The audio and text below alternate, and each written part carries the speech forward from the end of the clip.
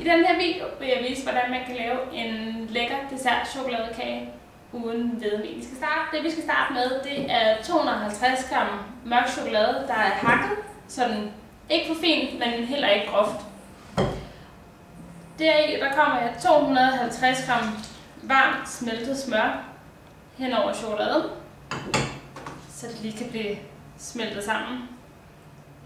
Jeg gør hele tiden det, jeg rører hele tiden rundt i den og får chokoladen smeltet ud sammen med smøret. For når det skal gerne være smeltet helt chokoladen, så man har en ensartet chokoladesmørmasse. Sådan der, så tror jeg, den er ved at være her. Se en gang. Sådan der. Den stiller vi så lige til side en gang, for den skal lige køle ned et øjeblik. Mens chokolade den køler ned, så skal vi lave resten af kagen. Heri der har jeg 5 hele æg og 2 æggeblommer. Kommer vi ned i skålen her. Og 100 gram sukker.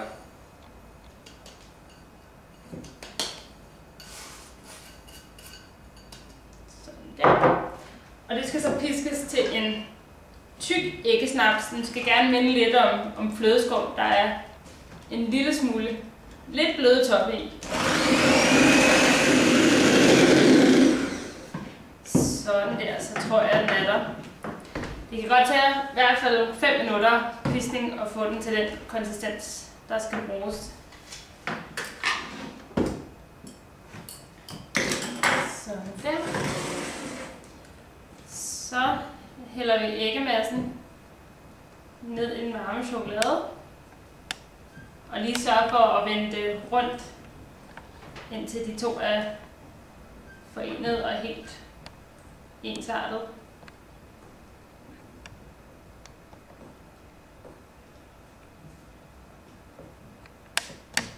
Det er meget vigtigt, at chokoladen den har fået lov til at køle nok af, for man vil helst ikke tilberede ens æg, når man hælder dem ned i. Så vil man bare få chokolade scrambled eggs.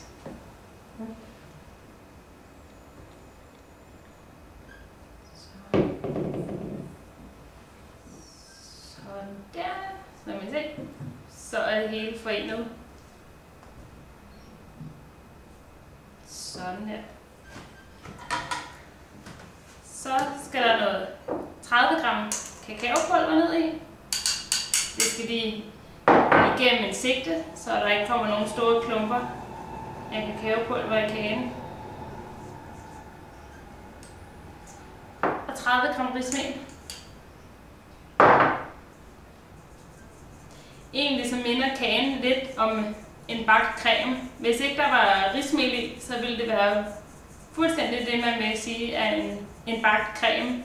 Men rismelen gør, at der kommer lige lidt krumme i, som man kender fra en almindelig kage. Så skal det lige vendes i igen.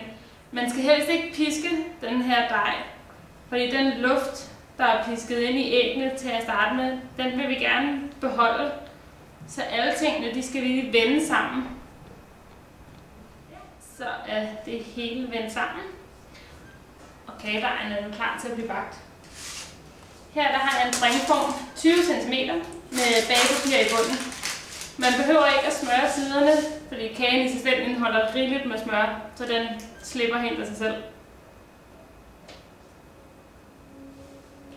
Sådan alt kagedejen ned i formen.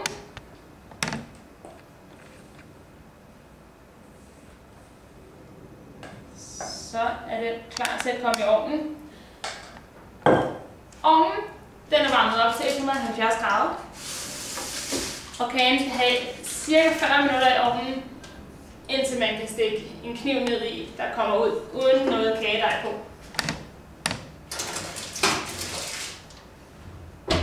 Så er det bare vente. Den færdige afkølede kage kommer til at se sådan her ud.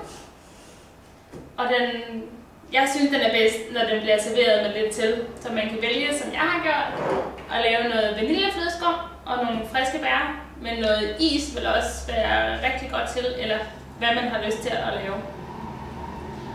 Hvis man får lyst til selv at lave den her kage, så kan man se opskriften nede under det her videoindlæg.